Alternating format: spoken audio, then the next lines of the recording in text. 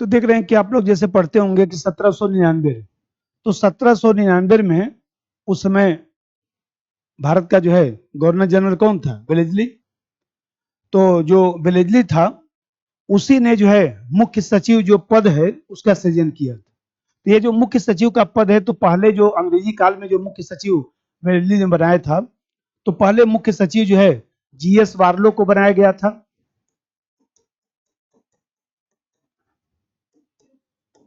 GS वार्लो को Wellesley ने मुख्य सचिव बनाया था। तो यह जो पद था वो केंद्र स्तर पर पाया जाता था, मुख्य सचिव का जो पद है।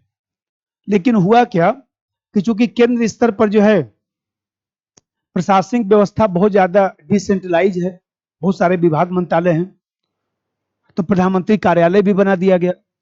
अब मुख्य सचिव की स्थिति काफी कमजोर हो गई, तो केंद्र स्तर पर मुख्य सचिव का पद धीरे धीरे जो है कमजोर पड़ना शुरू हो गया। खासतौर से आजादी के बाद ही कमजोर पड़ना शुरू हो गया। जब मैं आप लोगों को पढ़ाया था कि उस समय जो है कैबिनेट सेक्रेटरी का जो पद था, जब जवाहरलाल नेहरू साहब ने उसको विशेष स्थान दिया, तो कहीं ना कहीं ये पद जो है कमजोर हो गया।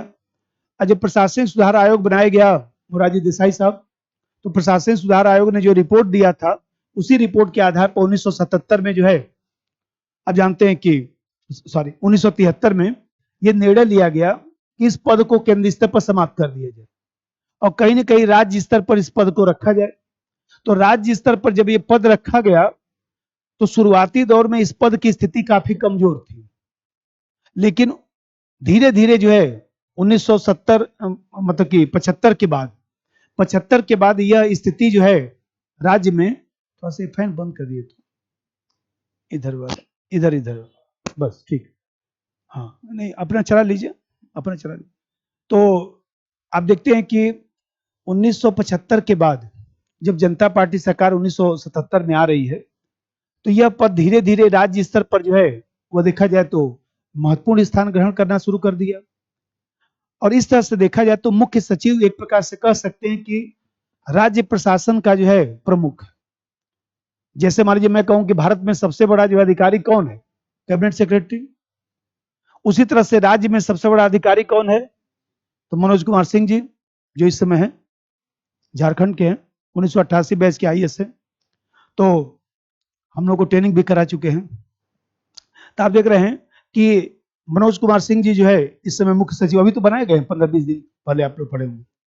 तो देख रहे हैं कि जो प्रशासनिक पदानुक्रम होता है, उस प्रशासनिक पदानुक्रम में जो है वह जो हायरार्किकल सिस्टम है, उस हायरार्किकल सिस्टम में सबसे ऊपरी स्थान जो है मुख्य सचिव का पाया जाता है। थोड़ा सा पहले समझाता हूं, लिखिएगा।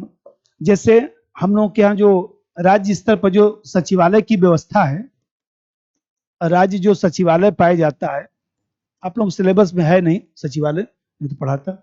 तो राज्य सचिवालय की जो स्थिति है उसमें जो है ये जो ढांचा है, तो आप जानते हैं कि जैसे मंत्रालय होता है, तो कोई मिनिस्ट्री होता है, तो मिनिस्ट्री का मुखिया कौन होता है? मंत्री, कैबिनेट मंत्री होता है। और उस मिनिस्ट्री के तहत जो है वो देखा जाए तो तमाम डिपार्टमेंट पाए जाते हैं। कोई एक मिनिस्ट्री है, जैसे गृह मंत्रालय है, तो गृह मंत्रालय के भीतर ही तो राजभाषा विभाग पाया जाता है। तो यहाँ पर जो राज्य सचिवालय होता है, तो राज्य सचिवालय में जो है विभाग पाया जाता है, मंत्रालय से विभाग निकलते हैं, डिपार्टमेंट। जो विभाग होता है, उस विभाग का जो मुखिया होता है उसको हम लोग सचिव कहते हैं। विभाग का मुखिया जो है सचिव होता है। अब जानते हैं कि जो विभाग होता है, उस विभाग डिपार्टमेंट के नीचे जो है विंग रखा जाता है, शाखा लिख देता हूं, विंग्स।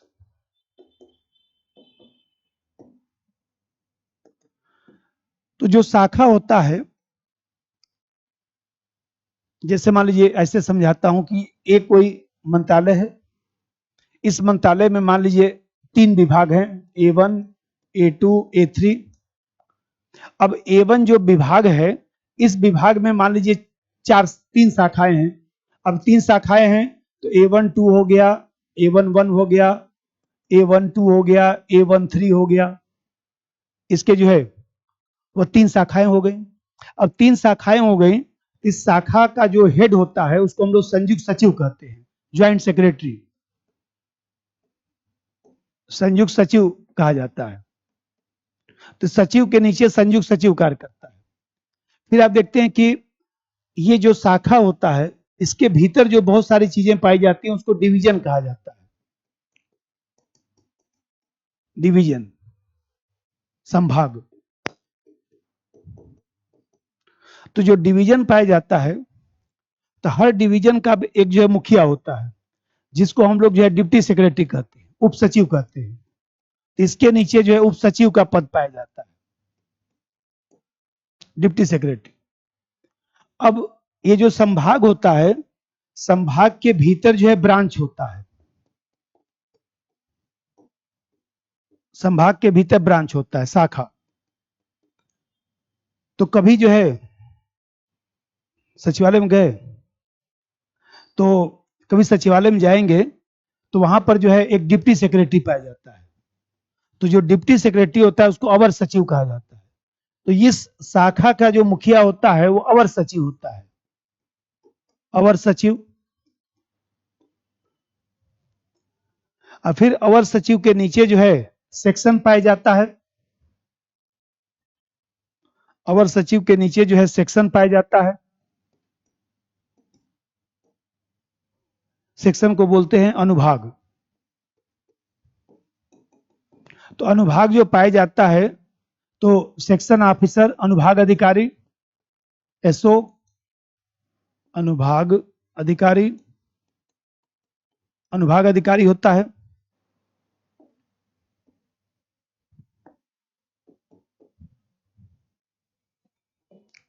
और जो अनुभाग अधिकारी होता है, सेक्शन ऑफिसर जिसको कहा जाता है। अब इसी के अंडर में ये जो आप लोग आरओ आरओ जो जितना पद है, सब इसके नीचे काम करता है। ये पूरा सिस्टम ऐसे काम करता है। तो यहीं पर जो सचिव जो है, जितने भी सचिव हैं, सभी सचिव का एक मुखिया होता है। तो सभी सचिव का जो प्रधान है, उसी को जो है मुख्य सचिव कहा जाता है। जितने भी सचिव हैं, सब सचिव का एक प्रधान है, मतलब सचिवों का सचिव, कि सचिवों का जो सचिव है वो मुख्य सचिव है। और ये जो है मैं बताया कि सबसे ऊपरी पद है राज्य स्तर पर। और यहां पर देखा जाए तो इसके जो कार्य का उल्लेख है, तो इसके कार्य का उल्लेख रूल ऑफ बिजनेस में किया गया है।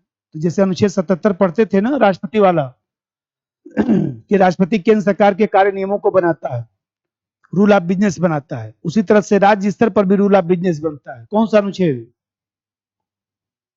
राज्यपाल बनाता है, 166। 166।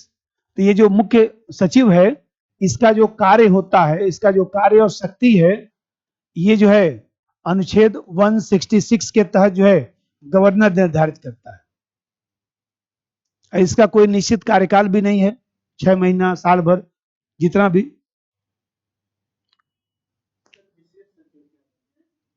किसी डिपार्टमेंट में जो है कोई, मान लीजिए अतिरिक्त सचिव रखना है तो किसी विशेष सचिव को रख दिया गया, कोई विशेष कार्य है। इस कैटेगरी में जो है यहां पर वो आएगा उप सचिव के आसपास, विशेष सचिव। एक अतिरिक्त सचिव रखा जाता है, तो अतिरिक्त सचिव भी इसी के आसपास का पद है, एडिशनल सेक्रेटरी। ये यहीं पर संयुक्त सचिव और उप सचिव के बीच में वो पद पाया जाता है।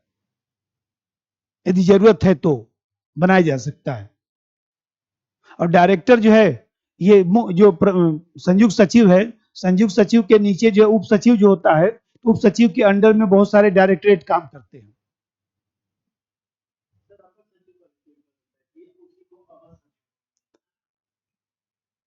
एडिशनल, एडिशनल को अपर बोलते हैं।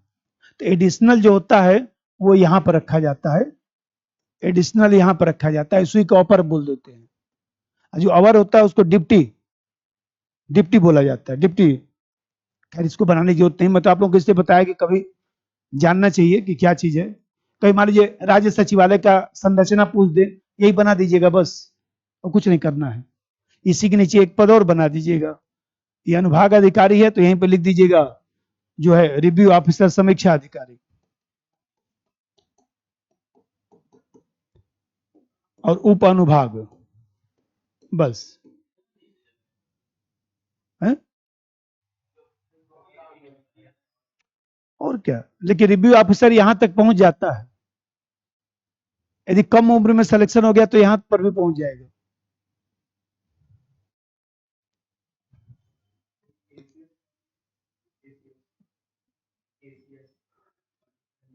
जो वो क्या बोलते हैं, कमिश्नर, जो असिस्टेंट उसको बोलते हैं ना, एसी,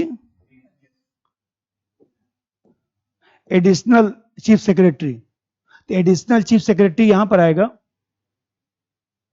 हाँ, तो संयुक्त सचिव के बराबर ही पद है, बराबर ही पद है।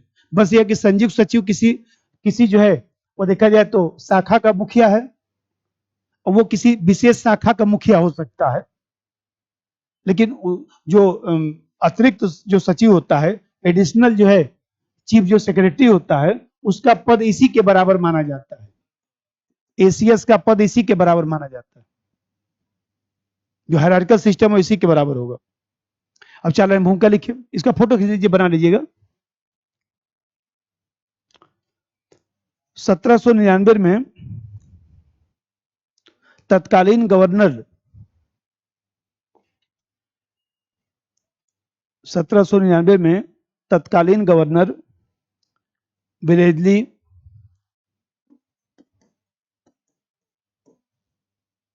विलेजली विलेजली द्वारा इस पद का सृजन किया गया, विलेजली द्वारा इस पद का सृजन किया गया।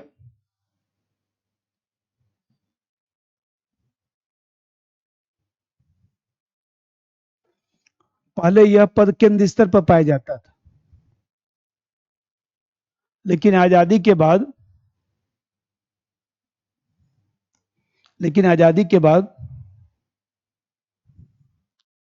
यह राज्य स्तर पर दिखाई देने लगा।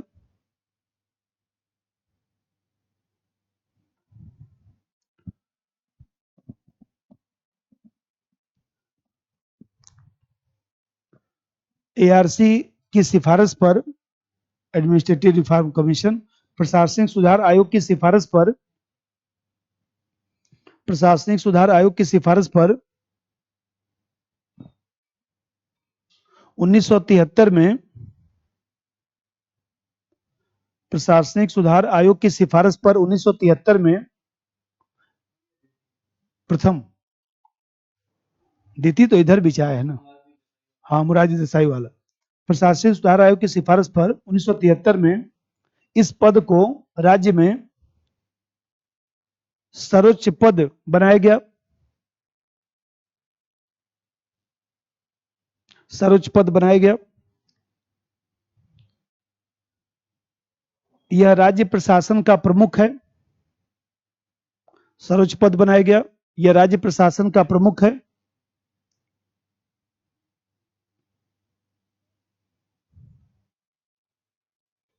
इसके कार्यों का उल्लेख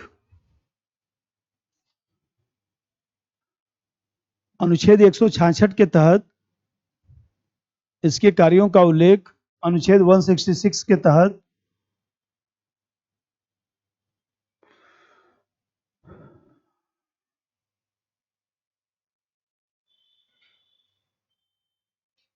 रूल ऑफ बिजनेस, उसको बोलेंगे सरकारी कार्य नियमावली, सरकारी कार्य नियमावली के तहत किया गया है।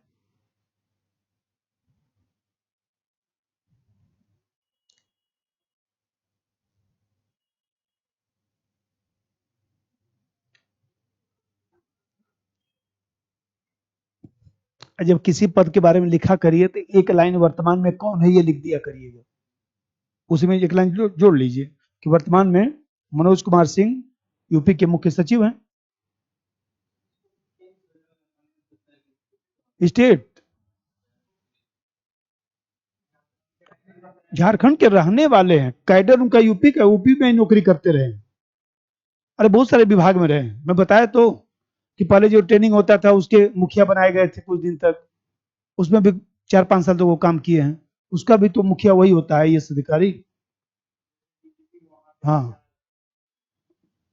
अरे भाई ये बताइए, आप लोग जब नौकरी करने जाएंगे ना तो आप लोगों को ये बहुत एक अच्छा लगेगा कि ऐसा कोई मतलब कि हिंदी बेल्ट जितने भी हैं, चाहे हरियाणा हो, चाहे राजस्थान हो, चाहे हिमाचल प्रदेश हो, सबके अधिकारी पीसीएस पे मिल जाएंगे। ये हम लोग का गलतफहमी रहता है, सबके अधिकारी मिल जाएंगे। बिहार और झारखंड के तो भरे लोग हैं यूपी में, यूपी पीसीएस में, और साथ ही साथ आपको हरियाणा के सब जगह के मिल जाएंगे, हिमाचल प्रदेश के सब जगह मिल जाएंगे। अब हिमाचल प्रदेश में नौकरी करेंगे वहां पे बिहार के लोग मिल जाएंगे, ऐसा थोड़ी ना है। तो गैस्टेड पोस्ट के लिए तो कुछ ऐसा है नहीं, तो कहीं पर भी हो सकता है। अब इसका जैसा कार्य समझिए।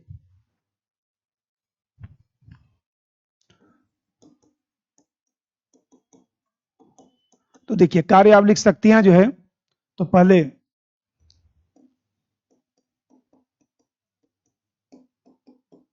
मुख्य सचिव का जो कार्य है,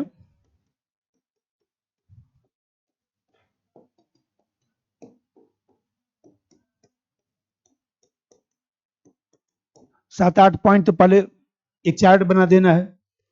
पहला चीज तो यह है कि मुख्यमंत्री के सलाहकार के रूप में, सीएम का सलाहकार,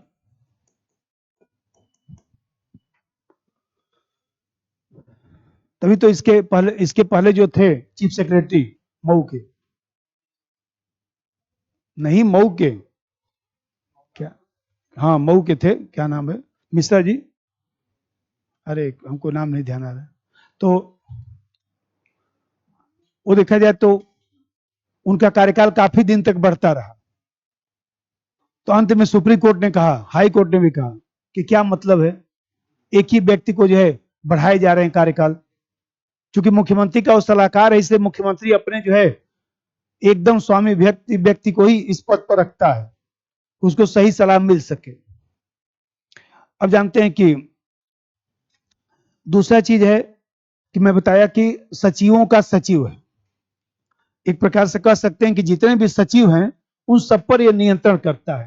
तो उसी को कहा जाता है कि जितने भी मंत्रिमंडल हैं उस मंत्रिमंडल के सचिव के रूप में वो कार्य करता है। मंत्रिमंडल के सचिव के रूप में, इसलिए कहा जाता है सचिवों का सचिव। हाँ दुर्गा शंकर मिश्र जी मऊ के तो हैं, मऊ के ही रहने वाले हैं। उनका कार्यकाल 3 बार बढ़ा यूपी में। हाँ अब अति हो गया ना, ज्यादा हो गया। सचिवों का सचिव। तीसरा चीज है कि जितनी भी लोक सेवाएं हैं तो लोक सेवा के प्रमुख के रूप में होता है, लोक सेवा के प्रमुख के रूप में।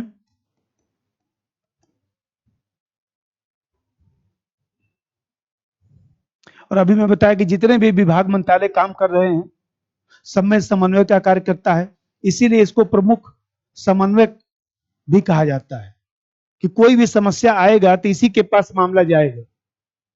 तो प्रमुख समन्वयक के रूप में।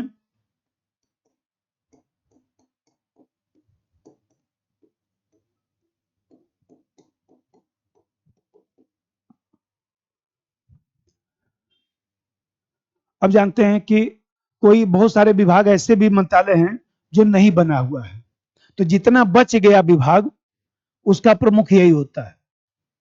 मछली और क्या क्या सब इतने विभाग है, हजारों विभाग, नाम भी नहीं ध्यान है, तो जितना बच गया सबकी जिम्मेदारी इसी के ऊपर होती है। तो कुछ विभागों के प्रमुख के रूप में कार्य करता है, कुछ विभागों के प्रमुख के रूप में, कुछ विभागों के प्रमुख के रूप में, जितना बच गया उसका सब मुखिया यही हो गया। अब जैसे देखिए, जैसे मान लीजिए कोई संकट काल आ गया, कोई विपरीत परिस्थिति आ गई, तो इसको जो है ये कहा जाता है कि संकटकालीन प्रशासक के रूप में है। सबसे पहले मुख्यमंत्री इसी को बुलाएगा कि भाई ये समस्या आ गया, अब बताइए क्या करना है। तो इसीलिए कहा जाता है कि संकटकालीन प्रशासक के रूप में। संकटकालीन प्रशासक, संकटकालीन प्रशासक। अब मान लीजिए राज्य सरकार का कोई समस्या है, अभी जैसे आप लोग का परीक्षा उच्छा का चल रहा था, तो उतना बड़ा कोई मैटर तो था नहीं, आप लोगों के लिए बड़ा मैटर है ना, प्रशासन के स्तर पर कोई मैटर थोड़े ना है, कौन सुन रहा है। आप लोग भी नौकरी जब करेंगे तो आप लोगों को लगेगा क्या मतलब है, इसके लिए हम लोग धरना प्रदर्शन कर रहे थे, यहाँ तो कोई इसके बारे में चर्चा भी करने वाला नहीं है। इतने बड़े बड़े काम होते हैं कि छोटा मोटा परीक्षा के बारे में कौन सुन रहा है बैठ के वहां। तो आप देख रहे हैं, तो अब वही बात है ना कि जैसे अब सरकार ने निर्णय लिया कि परीक्षा कराएंगे, सरकार ने फार्मूला भी दिखा दिया कि भैया हमारा फार्मूला है, और तमाम जगह होता रहा है। बेसिक बात ये जान लीजिए कि मेरा जो पर्सनली मानना है, देखिए पीटी आपको पास करना है तो 5 7 8 क्वेश्चन हमेशा ज्यादा करके आया करिए। बाउंड्री पर रहेंगे, बॉर्डर पर रहेंगे, स्थिति खराब हो जाएगी। अब ये सब कोई मतलब नहीं है, वो स्क्रीनिंग टेस्ट है भाई, मेंस में 2 पेपर नहीं ना सरकार देगा, तो मेंस में नहीं देगा, पीटी में दे रहा है, पीटी का नंबर जुड़ना नहीं है, क्यों इतना परेशान चल रहे हैं। पीटी का नंबर नहीं जुड़ेगा तो क्या मतलब है उसका, नंबर जुड़ता तब आप करते। हम लोग जमाने में यही तो होता था, हम लोग जमाने में जो है बेचारे जो है 2 4 5 सब्जेक्ट वाले तो बर्बाद ही हो गए थे यूपी में, पबैड वाले बर्बाद हो गए थे हम लोग जमाने में, पॉलिटिकल साइंस भी लगभग बर्बाद ही था, नंबर कम मिलता था। नंबर मिलता था फिलॉसफी में, नंबर मिलता था डिफेंस में। अब क्या करेंगे, वो जमाना अलग था। अब इसी प्रकार देखिए, जैसे मैं बताया कि राज्य सरकार का प्रवक्ता, राज्य सरकार का प्रवक्ता,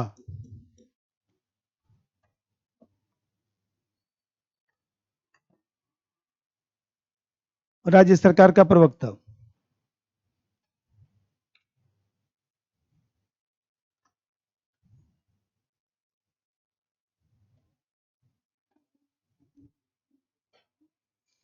इसी प्रकार से जैसे कानून व्यवस्था है, तो कानून व्यवस्था के संदर्भ में मुख्य भूमिका, एक पॉइंट छूट गया, ये भी लिख दें, कानून व्यवस्था के संदर्भ में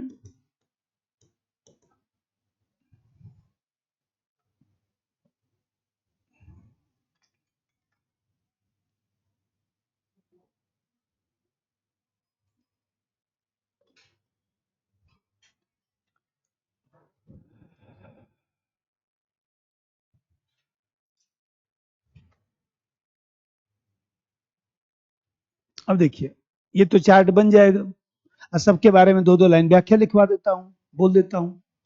अब पहला चीज देखिए, सीएम का सलाहकार,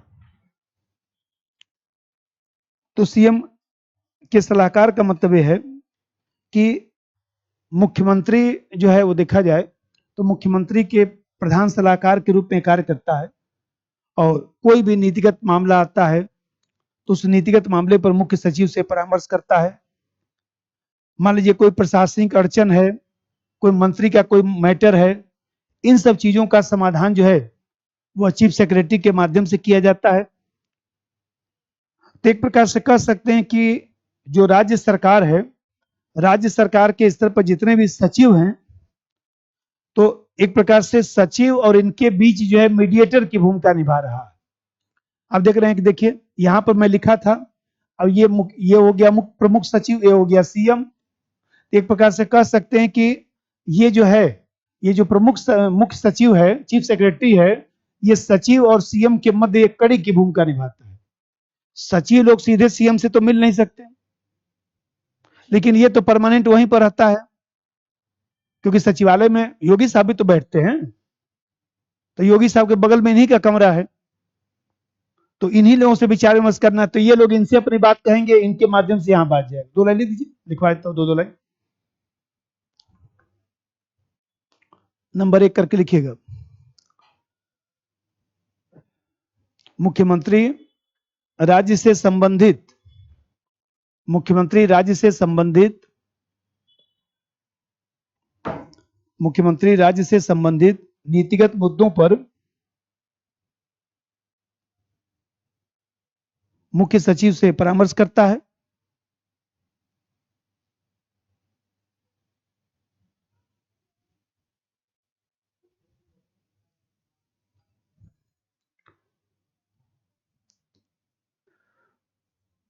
साथ ही मुख्य सचिव राज्य सरकार के सचिव और मुख्यमंत्री के बीच साथ ही मुख्य सचिव राज्य सरकार के सचिव तथा मुख्यमंत्री के बीच कड़ी का कार्य करता है।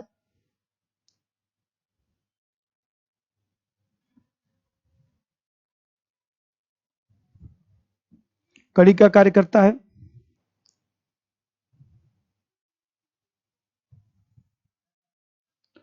अब दूसरा चीज लिखा हूं कि मंत्रिमंडल के सचिव के रूप में या सचिवों के सचिव के रूप में। इसका मतलब ये होता है कि जो मुख्य सचिव होता है वो मंत्रिमंडल में कोई भी निर्णय होता है तो मंत्रिमंडल की बैठक में जो है कार्यसूची तैयार करता है, बैठक की कार्रवाई का रिकॉर्ड भी रखता है कि क्या क्या निर्णय किया गया है, और फिर जो निर्णय किया गया है उसको क्रियान्वित भी कराने का प्रयास करता है। तो अब देखा जाए तो जितने भी सचिव हैं सब सचिवों के ऊपर नियंत्रण रखता है। दोहरा लिख दीजिए। मुख्य सचिव सचिवालय का प्रशासनिक प्रमुख होता है। सचिवालय का प्रशासनिक प्रमुख होता है।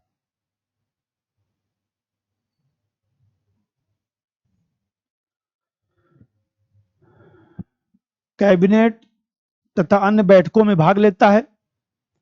कैबिनेट तथा अन्य बैठकों में भाग लेता है।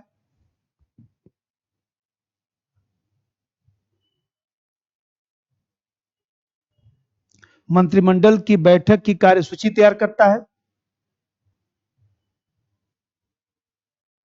मंत्रिमंडल की बैठक की कार्यसूची तैयार करता है।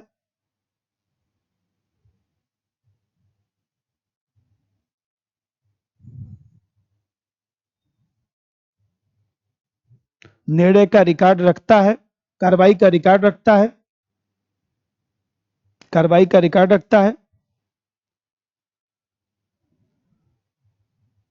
और निर्णयों को क्रियान्वित कराता है।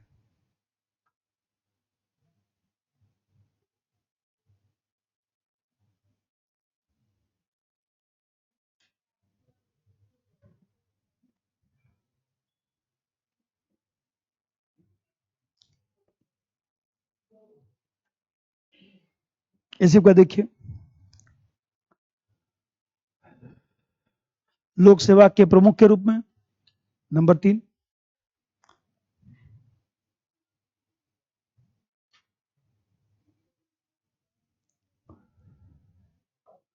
देखिए जैसे राज्य लोक सेवा है तो राज्य लोक सेवा के प्रमुख के रूप में जो है मुख्य सचिव होता है।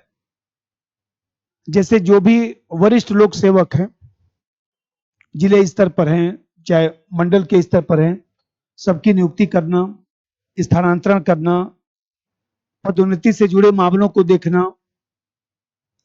और साथ ही लोक सेवा का जो मनोबल होता है उस लोक सेवकों के मनोबल को बनाए रखने का भी उत्तरदायित्व इसी के पास होता है। सभी लोक सेवकों की चेतना का भी ध्यान रखता है। क्योंकि मान लीजिए हमें कहते हैं कि कोई डीएम है, तब जानते हैं कि उत्तर प्रदेश में बहुत सारे डीएम हैं कि उनकी पत्नी भी डीएम है। तो वैसी दशा में जो है मान लीजिए लोग जाते हैं, बताते हैं कि साहब जो है हमारे मिसेज भी हैं लखीमपुर खीरी में हैं, हम यहाँ पर जौनपुर में हैं, तो या तो उनको भी बगल के जिले में बुला दीजिए या तो हमें ही भेज दीजिए उधर। तो मान लीजिए सब वो करिए किस तरह से वो अपना ट्रांसफर करता रहता है, क्योंकि अब वो भी तो बगल के जिले में कोई डीएम बन सकता है। चलो भाई अगल बगल हो गए। एक मयूर महेश्वरी हमारे मित्र हैं, यूपी में रहे हैं, लखनऊ के भी डीएम रहे, उनकी मिसेज भी हैं गाजियाबाद की डीएम रही हैं। तो दोनों लोग रहते थे तो वही समस्या उनके साथ कि वो लखनऊ के रहते थे तो बाराबंकी की डीएम रहती थी। जब वो इलाहाबाद के डीएम थे आलोक महेश्वरी, तो उनकी मिसेज जो है मयूर महेश्वरी वहां के थी, तो ऋतु महेश्वरी, उनकी मिसेज ऋतु महेश्वरी है।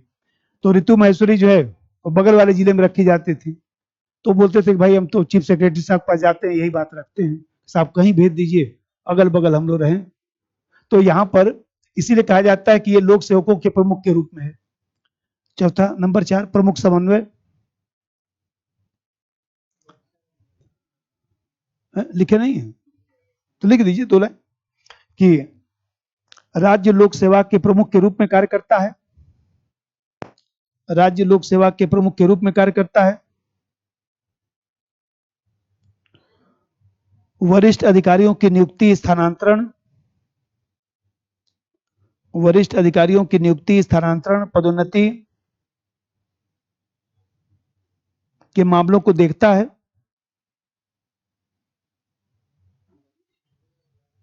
वरिष्ठ लोक सेवकों की नियुक्ति स्थानांतरण पदोन्नति के मामलों को देखता है।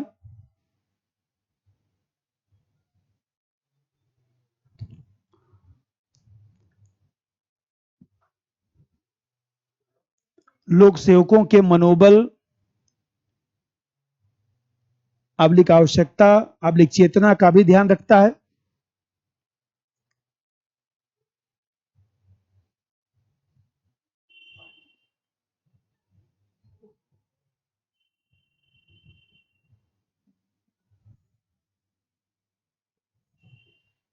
अब देखिए जैसे हम लोग पढ़ रहे हैं बहुत सारा जो है, मान लीजिए पिछले साल ही तो एक बार पेपर हुआ है।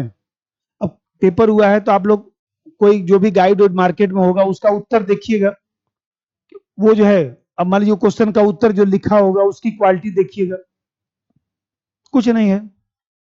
कारण वही, क्योंकि उतना डेप्थ में वो लोग लिखेंगे नहीं, वो तो हल्का हल्का लिख देंगे, लेकिन उस हल्का लिखने से 3-4 ही नंबर तो मिलेगा, दोबारा भी रिपीट कर सकता है। यूपी में एक चीज और भी रिपीट भी होता रहता है। हाँ 3 बार पूछ चुका। हाँ वो सेट है उसका क्वेश्चन। अब प्रमुख समन्वय के रूप में, प्रमुख समन्वय के रूप में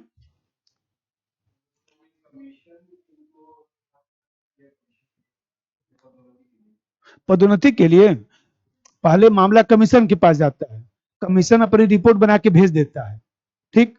उसके बाद निर्णय जो है यहां से लिया जाएगा डिपार्टमेंट से कि भाई प्रमोशन दिया जाए कि नहीं। आप पात्र तो हो गए, पहले तो पात्र घोषित किया जाएगा कि आप प्रमोशन के पात्र हो गए। अब पात्र हो गए तो 6 महीने साल भर कब सरकार निर्णय लेगी, यही निर्णय लेने वाले हैं। जैसे हमारे आप ही लोग हैं, बहुत सारे समीक्षा अधिकारी हैं। अब एक एग्जाम्पल बताता हूँ। समीक्षा अधिकारी हैं तो यूपी में क्या है कि यूपी में इंटरव्यू से भी बहुत सारे पोस्ट भरा जाता है। तो जैसे मान लीजिए आप 4800 के स्केल पर हैं, ठीक, 5400 की स्केल पे आप चले गए। अब नगर जो आयुक्त होता है वो भी 5400 के स्केल का होता है।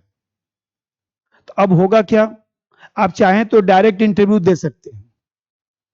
तो इंटरव्यू देंगे यदि उसमें आप पास हो गए तो ऐसे दिशा में 7-8 साल के लिए आप जो है नगर आयुक्त बना दिए जाएंगे। ये भी यहां चलता है। तो बहुत सारे एक डिपार्टमेंट से दूसरे डिपार्टमेंट पे भी लोग चले जाते हैं। यदि मान लीजिए एक डिपार्टमेंट पे आपने काम किया 5-7 साल, आपका काम बहुत अच्छा रहा, तो ये समय समय पर जो है चीफ सेक्रेटरी जो है पदों का सृजन करता रहता है कि दूसरे डिपार्टमेंट के जो अच्छे लोग हैं यहाँ पर रख दिए जाए, तो हो सकता है।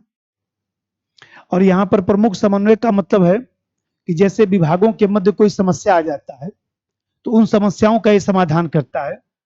कोई अंतर विभागीय समस्या है या सचिवों की बैठक होती है तो उस बैठक का जो है अध्यक्षता करता है। दोबारा लिख दीजिए। इसके तहत अंतर विभागीय समन्वय सुनिश्चित करता है, अंतर विभागीय समन्वय सुनिश्चित करता है।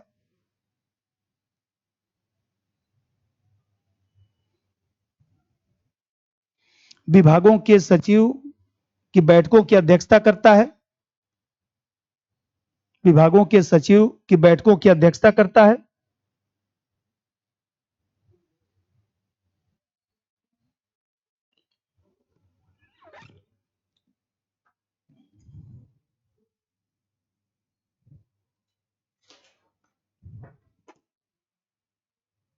अब देखिए जैसे मैं लिखा हूं कि कुछ विभागों के प्रमुख के रूप में, तो बहुत सारे विभाग है, जैसे प्रशासन विभाग है, प्रशासन विभाग भी है। जैसे मान लीजिए सब करिए कार्मिक विभाग है, अब कार्मिक विभाग है, प्रशासन विभाग है, योजना विभाग है, इस तरह के जितने विभाग बनाए गए हैं। जैसे मान लीजिए एक प्रशासनिक सुधार विभाग होता है, तो प्रशासनिक सुधार विभाग है, तो ये कोई विभाग तो है नहीं। अब प्रशासनिक सुधार विभाग में किसी को बोलेंगे कि आप उप मंत्री बन जाइए, बोलेगा अरे हमको मछली मंत्रालय दे दीजिए वही बहुत, इतना हम जानकार हैं कि चल के प्रशासनिक सुधार करें। अरे हम चुनाव ना जीत के आ गए, कुछ मंत्री उंत्री बना दीजिए, ऐसा पद दे दिए कि जो हमको ढंग से कुछ आए ना। किसी मंत्री को बोलेंगे कि आपको मंत्री बना देता हूं, प्रशासनिक सुधार विभाग दे देता हूं, तो क्या करेगा वहां? कोई काम का तो उसके है नहीं, बैठ के अपना सर्वे कर रहा है दिन भर। तो ये सब विभाग इसी की जिम्मे दे दिया जाता है कि भाई आप सबसे बड़े अधिकारी हैं, तो प्रशासनिक सुधार विभाग भी आप अपने पास रखिए, कार्मिक विभाग भी रखिए, जिससे जो है वह आवश्यकता पड़ने पर प्रशासन में सुधार किया जा सके। दोहराई दीजिए। राज्य स्तर पर प्रशासन विभाग, योजना विभाग, प्रशासनिक सुधार विभाग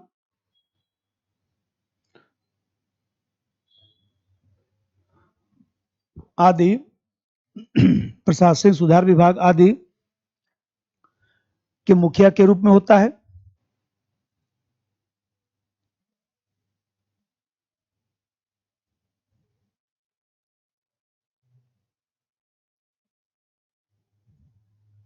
एक कार्मिक विभाग छूट गया तो उसको भी लिख दीजिएगा, क्योंकि कार्मिक विभाग तो इसी के अंडर में रहता है।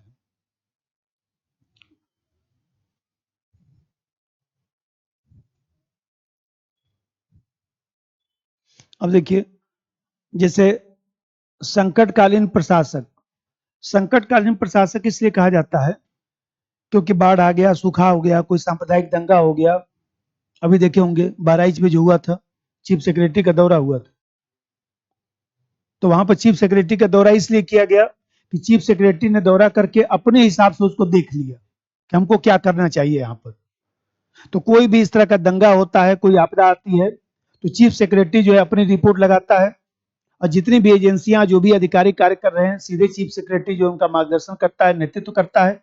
और इस तरह से देखा जाए तो संकट काल के समय जो है, जो समस्या समाधान के लिए समिति बनाई जाती है, उस समिति का अध्यक्षता ये करता है, जिससे सही निर्णय लिया जा सके। दोहरा लिख दीजिए।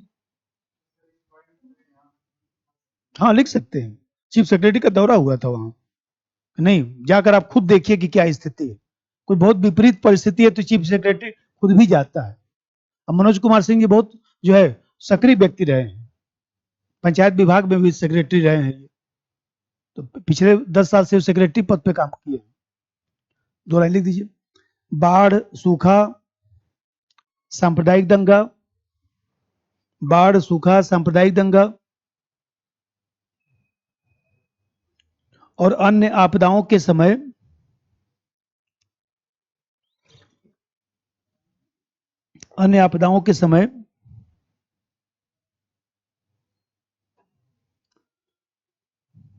अधिकारियों आब्लिक एजेंसियों को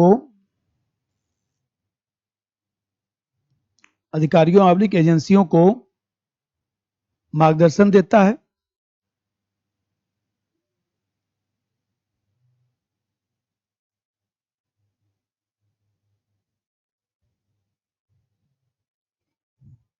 राहत कार्य पर निगरानी रखता है।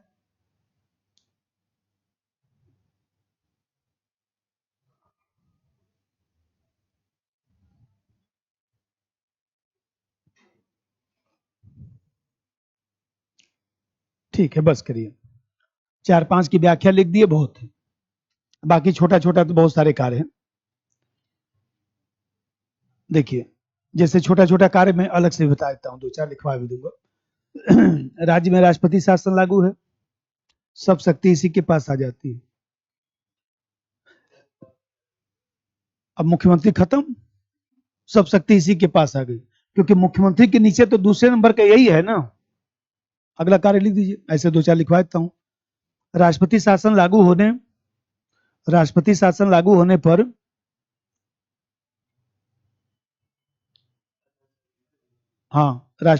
लागू होने पर केंद्र की ओर से राज्यपाल के सलाहकार के पद की भूमिका निभाता है।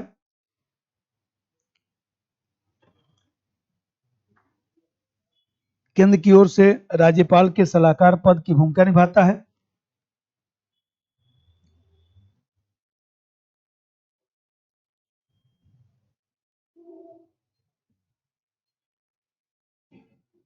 ठीक है।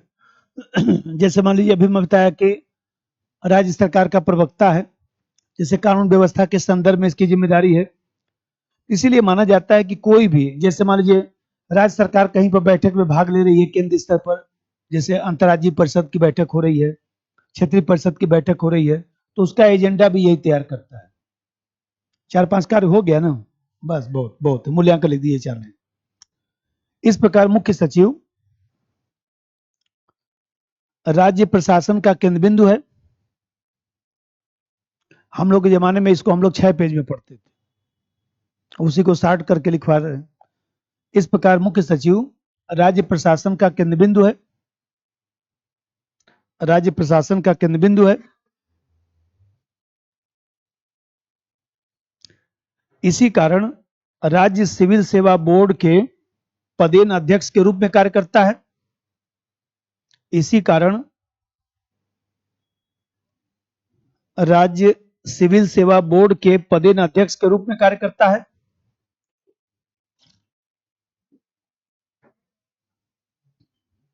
राज्य सिविल सेवा बोर्ड के पदेन अध्यक्ष के रूप में कार्य करता है। और किसी वरिष्ठ आईएएस अधिकारी को ही इस पद पर रखा जाता है।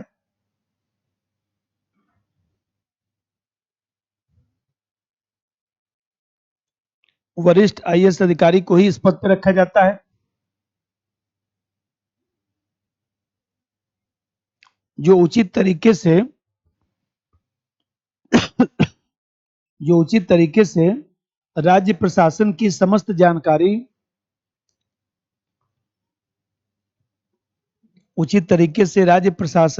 समस्त जानकारी मुख्यमंत्री तक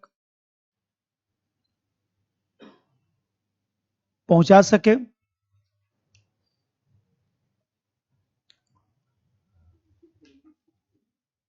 उचित तरीके से राज्य प्रशासन की समस्त जानकारी मुख्यमंत्री तक पहुंचा सके। ठीक है, आलोचना लिखने की कोई जरूरत नहीं। आलोचना में केवल 2 ही आलोचना होता है। एक तो आलोचना ये होता है कि वरिष्ठ अधिकारियों को दरकिनार करके मुख्यमंत्री जो है वो देखा जाए तो अपने मनपसंद के व्यक्ति को इस पद पे रखता है। तब मनपसंद व्यक्ति को रख लीजिए चाहे योग्य व्यक्ति को रख लीजिए, तो उसके कारण जो है गुणवत्ता प्रभावित होती है। क्योंकि मनपसंद तो हो सकता है कि योग्य न हो, केवल मनपसंद के आधार पर वो चीफ सेक्रेटरी बन गया हो, इससे गुणवत्ता प्रभावित होती है। दूसरी तरफ जो है वह जो चीफ सेक्रेटरी है वो पद जो है प्रशासनिक पद है, लेकिन कहीं ना कहीं वर्तमान संदर्भ में देखा जाए तो वो राजनीतिक रंग में काम करना शुरू कर दिया है। जैसे चुनाव आयोग तो स्वायत्त संस्था है, लेकिन वो भी राजनीतिक रंग में काम करना शुरू कर दिया। बताइए चुनाव आयोग को सरकार से डरने की क्या जरूरत है? वो तो स्वायत्त पद है, संवैधानिक पद है, उसको क्या डरना है? चंद्रचूड़ साहब क्या डरते हैं? कुछ नहीं। सरकार क्या कर लेगी उनकी? यदि सोच लीजिए कि कोई उनके घर पर कोई बम भी फूटेगा, कुछ होगा, तो उससे चंद्रचूड़ साहब की बदनामी नहीं होगी, सरकार की बदनामी होगी कि आपने सुरक्षा घेरा कैसा बनाया कि चीफ जस्टिस को लोग गोली मार रहे हैं, गोली चल रहा है। तो इनकी मजबूरी है कि वहां एसपीजी के लोग रहते हैं। कभी देखिए मान लीजिए संसद भवन के पीछे जो मान लीजिए जो चीफ जस्टिस का जो आवास है वो छावनी है एक तरह से, तो मान लीजिए वो तो जिम्मेदारी सरकार की है ना। तो सरकार की जिम्मेदारी है तो ये सोचिए कि इन लोगों को किस बात का डर होना चाहिए। ये सब समस्या उसमें लिख सकते हैं। अब चलिए आगे चला जाए। इसमें एक दो और भी पढ़ना है ना। एक तो महान्यायवादी वाला है, अरे महाधिवक्ता। अच्छा अंतर करवाऊं पहले। हाँ हेडिंग बनाइए। कौन? नहीं नहीं, संचित निधि नहीं, सामान्य है। और क्या, वेतन भत्ता सामान्य निधि से, संचित निधि से नहीं। पुनर्नियुक्ति हो सकती है,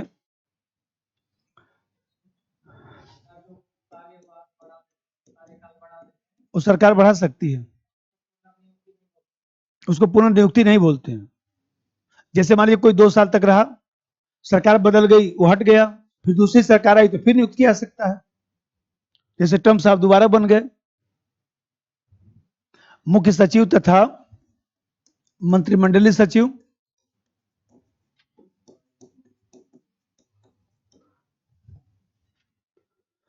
तो इसमें पहले जो है समानता लिखा जाए, तो दोनों में क्या समानता है।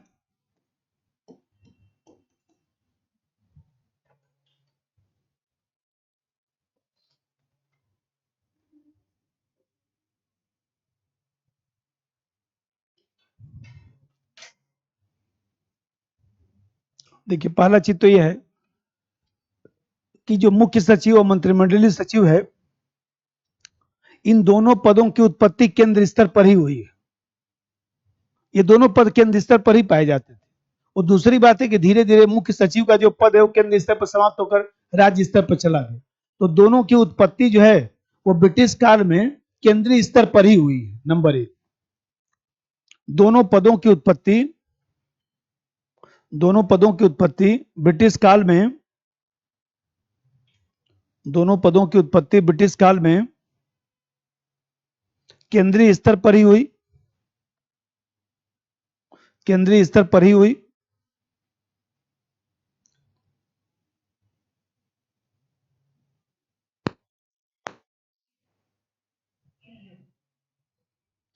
लेकिन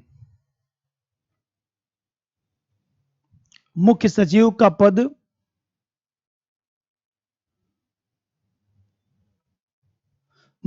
का पद केंद्र से समाप्त होकर राज्यों में चला गया।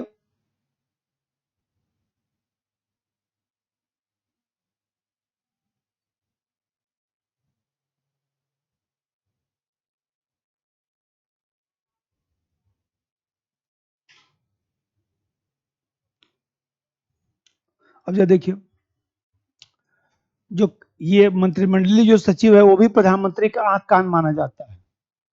और यहां पर देख रहे हैं कि चीफ सेक्रेटरी भी जो है मुख्यमंत्री का आंख और कान है। तो दोनों जो है प्रधानमंत्री और जो दूसरी तरफ मुख्यमंत्री हैं, राजनीतिक जो प्रधान हैं, एक प्रकार से प्रमुख हैं, तो उनको सलाहकार की भूमिका में दोनों पद दिखाई देता है। नंबर 2, दोनों पद राजनीतिक कार्यपालिका ब्रैकेट में PM/CM, राजनीतिक कार्यपालिका के सलाहकार के रूप में है।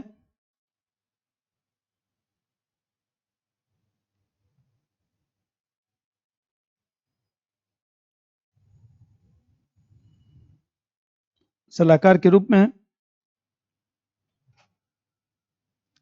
इसी को देखिए, आप देख रहे हैं कि दोनों जो है केंद्रीय, जो हम लोग के यहाँ सिविल सर्विसेज जो बोर्ड होता है उसका अध्यक्ष कौन होता है? मंत्रिमंडलीय सचिव। पीटी में पूछा था क्वेश्चन 2 साल पहले कि सिविल सर्विसेज जो बोर्ड है केंद्र स्तर पर, उसका कौन प्रमुख? मंत्रिमंडलीय सचिव। प्रधानमंत्री नहीं, उसमें प्रधानमंत्री भी दिया था आंसर, प्रधानमंत्री नहीं होगा। राज्य स्तर पर मुख्य सचिव। नंबर 2, दोनों सिविल सर्विसेज बोर्ड के अध्यक्ष होते हैं, सिविल सर्विसेज बोर्ड के अध्यक्ष होते हैं।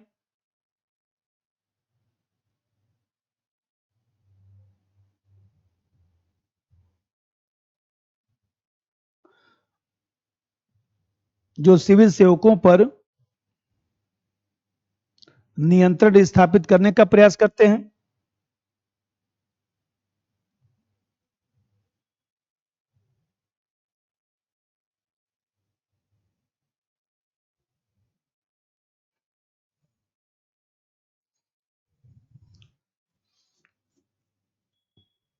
इसी को देखिए, जैसे मान लीजिए केंद्रीय सचिवालय होता है और राज्य सचिवालय होता है, तो दोनों जो है सचिवालय के जो है प्रमुख हैं, एक प्रकार से कह सकते हैं कि सचिवालय का जो है प्रशासनिक प्रमुख कौन है, तो यहाँ पर मंत्रिमंडलीय सचिव है और यहाँ पर मुख्य सचिव है।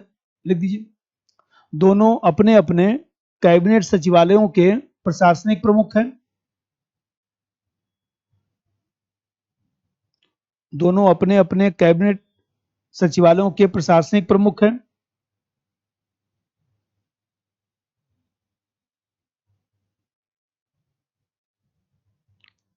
ऐसे 4-5 पॉइंट क्यों लिख दीजिए।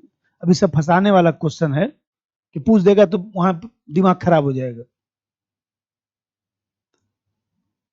अब जरा देखिए, जैसे मान लीजिए अभी मैं बताया कि जो राज्य स्तर पर मंत्रिमंडल ने जो निर्णय लिया उसको क्रियान्वित कराएगा मुख्य सचिव, और केंद्र सरकार ने जो निर्णय लिया उसको क्रियान्वित कराएगा मंत्रिमंडलीय सचिव। अगला पॉइंट, दोनों मंत्रिमंडल द्वारा लिए गए निर्णयों को क्रियान्वित करते हैं। दोनों मंत्रिमंडल द्वारा लिए गए निर्णयों को क्रियान्वित करते हैं।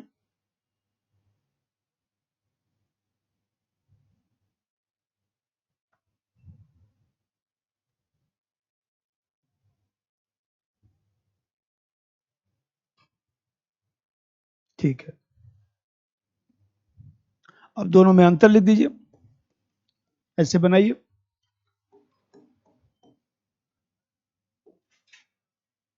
इसको भी सीएससी बोलते हैं, यहां लिख दीजिए ऐसे, मुख्य सचिव, यहां पर हो गया मंत्रिमंडलीय सचिव।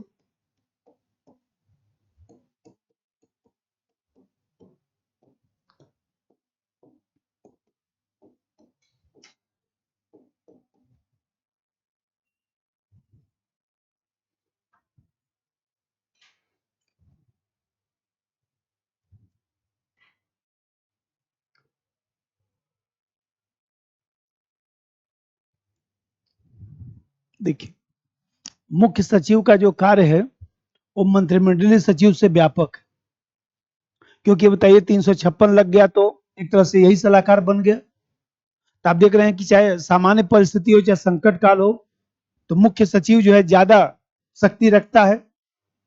आप देख रहे हैं अभी मैं बताया कि जो विभाग बच गया सबका यही प्रमुख बन गया, केंद्र स्तर पर ऐसा नहीं होता है। यहां पर लिख दिए मुख्य सचिव में,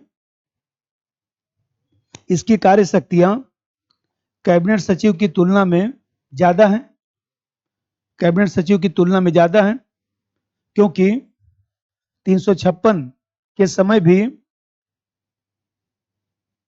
क्योंकि 356 के समय राज्यपाल के सलाहकार के रूप में रहता है।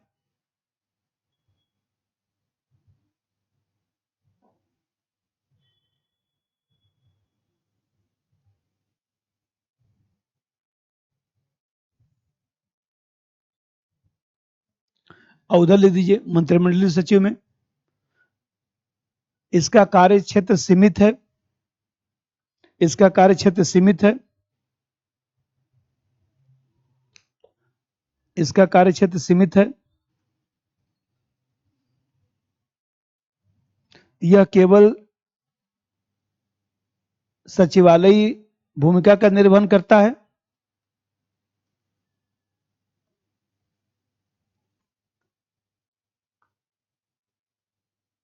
सचिवालयी भूमिका का निर्वहन करता है।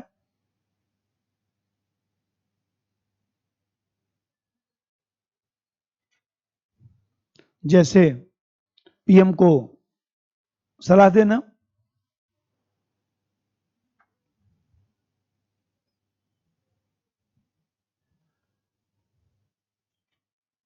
अब देखिए यहां पे देखते हैं कि जो मुख्य सचिव है वो सचिव का सचिव है, सभी सचिवों का सचिव है। यहां पर कैबिनेट सचिव जो है सभी सचिवों का सचिव नहीं होता है। केंद्र स्तर पर सचिव के ऊपर सीधा मंत्री होता है, मतलब सचिव को डायरेक्शन मंत्री से मिलेगा, और यहां पर डायरेक्शन जो है सचिव को मिलेगा कैबिनेट सेक्रेटरी से। नंबर 2, मुख्य सचिव सभी सचिवों का प्रधान होता है, सभी सचिवों का प्रधान होता है।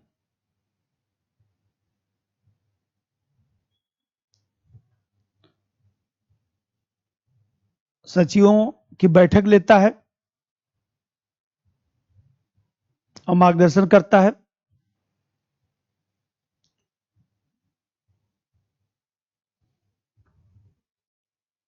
और उधर लिख दीजिए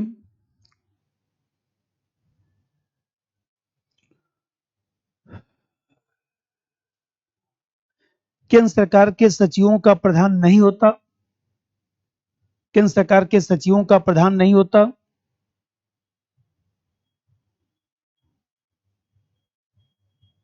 बल्कि समान दर्जाधारी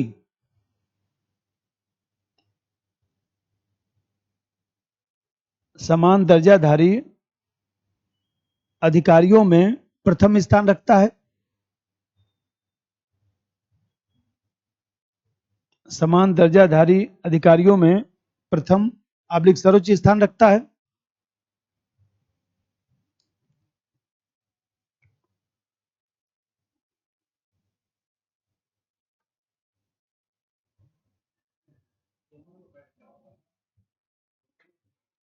पीएमओ में बैठता है, लेकिन अब जब आप लोग मैं पढ़ाया था सेकंड पेपर तो बताया था कि पीएमओ के लिए अलग सचिव होता है जिसको प्रधान सचिव कहा जाता है। निपिंदर मिश्र साहब प्रधान सचिव है वो, तो प्रधान सचिव का कार्य अलग है, ये कैबिनेट सचिव से तुलना हो रहा है, तो पीएमओ का सचिव होता है, उसको प्रधान सचिव कहा जाता है। तो यहाँ पर तीसरा बात जैसा देखिए, अभी जैसे मैं बता रहा था कि जो मुख्य सचिव है वो राज्य स्तर पर वो सब काम करता है जो किसी के पास नहीं है, किसी के अधिकार क्षेत्र में जो नहीं आता है तो उसका मालिक एक तरह से प्रमुख सचिव ही है, मतलब कि सॉरी मुख्य सचिव ही है। लिख दीजिए राज्य स्तर पर वे सब कार्यों को देखता है, राज्य स्तर पर उन सभी कार्यों को देखता है जो अन्य सचिवों के अधिकार क्षेत्र में नहीं आते, जो अन्य सचिवों के अधिकार क्षेत्र में नहीं आते, अन्य सचिवों के अधिकार क्षेत्र में नहीं आते, अन्य सचिवों के अधिकार क्षेत्र में नहीं आते।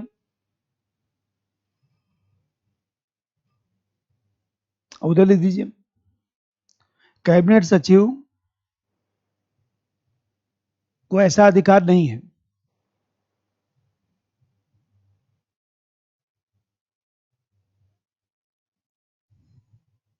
केंद्र स्तर पर प्रधान सचिव को अधिकार है, प्रिंसिपल सेक्रेटरी, केंद्र स्तर पर प्रधान सचिव को यह अधिकार है जो पीएमओ का प्रशासनिक प्रमुख होता है।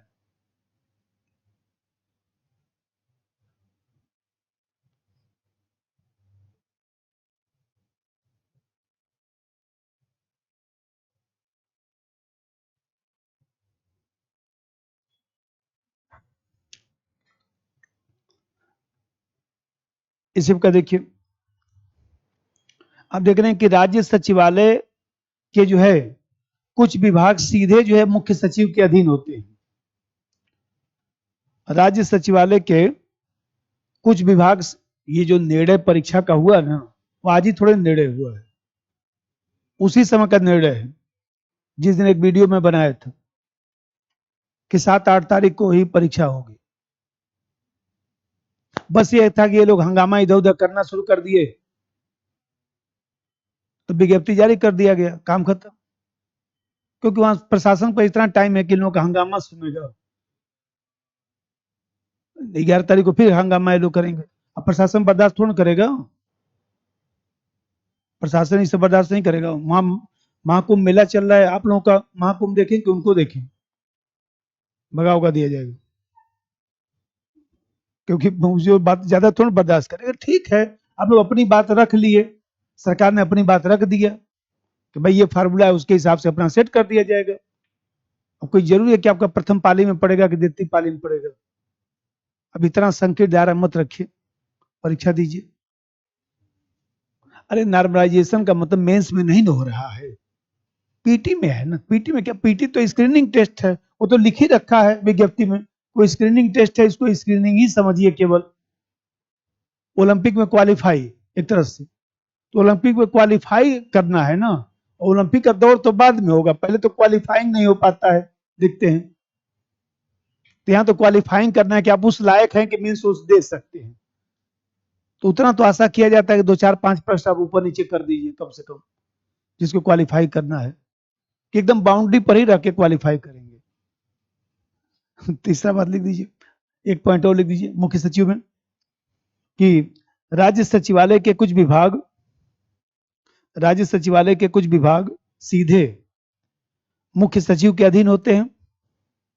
राज्य सचिवालय के कुछ विभाग सीधे मुख्य सचिव के अधीन होते हैं।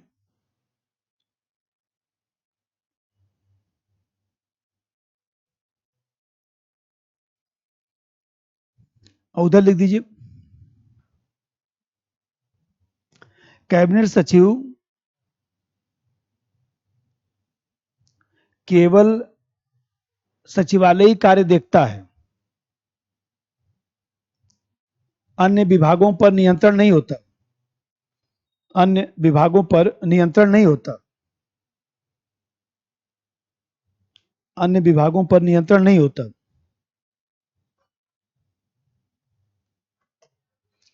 अन्य विभागों पर नियंत्रण नहीं होता।